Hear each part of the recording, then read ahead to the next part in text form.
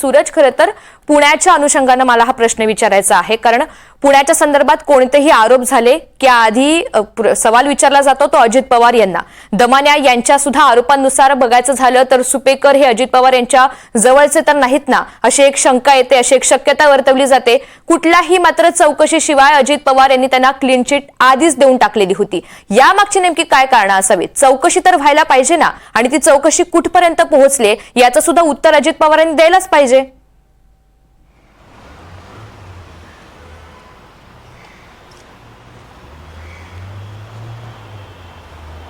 काल अंजनी दमानिया यांनी म्हटलं की अजित पवारांच्या जवळचे सुपेकर होते, आणि आपण पाहिलं तर अजित पवार हे पुण्याचे पालकमंत्री आहेत आणि पुण्यामध्ये जालिंदर सुपेकर यांना 2 वेळा पोस्टिंग देण्यात आल्याची माहिती मिळते. पहिल्यांदा ते प्रशासकीय अधिकारी होते पुणे पोलीस आयुक्तालयाचे.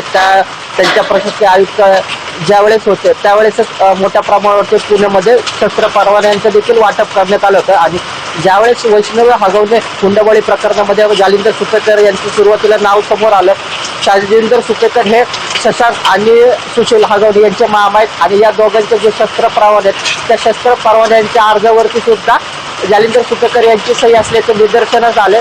पहिल्यांदा या संपूर्ण प्रकरणाबाबत जालिंदर सुपेकर हे प्रत्यक्षात समोर आले नाही. त्यांनी एक खुलासा सादर केला. त्या खुलासानुसार त्यांनी सांगितलं, वरिष्ठ पातळीवरून ज्यावेळेस आदेश आला त्यावेळेसच मी या शस्त्र परवान्याच्या अर्जावरती सही केली, आणि वैष्णव हगवणे या हुंडाबळी प्रकरणाची माझा काही एक संबंध नाही आता, असं त्यांचा खुलासा झाला. मात्र ते प्रत्यक्षात माध्यमांसमोर आले नाहीत. तर दुसरीकडे ज्यावेळेस जालिंदर सुपेकर यांच्या विरोधात 550 कोटी रुपयांच्या गणेश गायकवाड आणि नाना गायकवाड यांचे जामीन करण्यासाठी पैशाची मागणी केली, हे ज्यावेळेस आरोप करण्यात आले, त्याचबरोबर कारागृहात जे कॅन्टीन आहे आणि दिवाळीचा फराळ वाटपाबाबत त्यांच्याशी विचारणा करण्यात आली. त्याबरोबर अमरावती कारागृहातील जे 7 पोलीस जे अधिकारी त्यांच्या बदल्यासंदर्भात देखील विचारणा करण्यात आली. त्यावेळेस सुद्धा त्यांच्याकडून पुन्हा एक खुलासा आला की वरिष्ठ पातळीवरचा अधिकारी असल्यामुळे मला कारागृहामध्ये जावं लागतं. मी त्यावेळेस कुठल्याही बंद्याची भेट घेतली नाही किंवा त्याच्याशी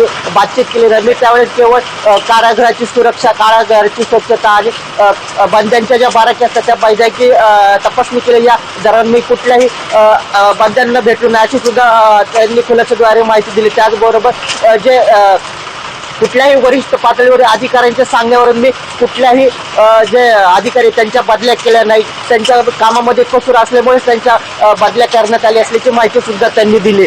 त्यामुळे एकूणच काय तर या संपूर्ण प्रकरणामध्ये ज्यावेळेस जालिंदर सुपेकर यांचं नाव वारंवार पुढे येऊ लागलं त्यावेळेस गृह विभागाकडून त्यांचं पद अवनत करण्यात आलं. विशेष पोलीस महानिरीक्षक कारागृह व सुधार सेवा हे त्यांच्याकडे पद असताना त्यांना दुय्यम दर्जाचं जे पद आहे होमगार्डमध्ये उपसमादेशक हे पद त्यांना देण्यात आलं. कुठेतरी त्यांना साईड पोस्टिंग देऊन या संपूर्ण प्रकरणापासून दूर ठेवण्याचा प्रयत्न सुद्धा केला जातो. मात्र या संपूर्ण प्रकारानंतर त्यांच्याकडून केवळ खुलासे समोर येतात, प्रत्यक्षात ते माध्यमांसमोर येताना दिसत नाही. त्यामुळे काल जेव्हा राष्ट्रवादी काँग्रेस पक्षाचे जे प्रदेशाध्यक्ष आहेत सुनील तटकरे यांना देखील याबाबत ज्यावेळेस मी प्रश्न विचारला त्यावेळेस त्यांनी सांगितलं की अजितदादांच्या सगळेच जवळचे असतात, सुपेकर सुद्धा असू शकतात अशी शक्यता त्यांनी वर्तवली.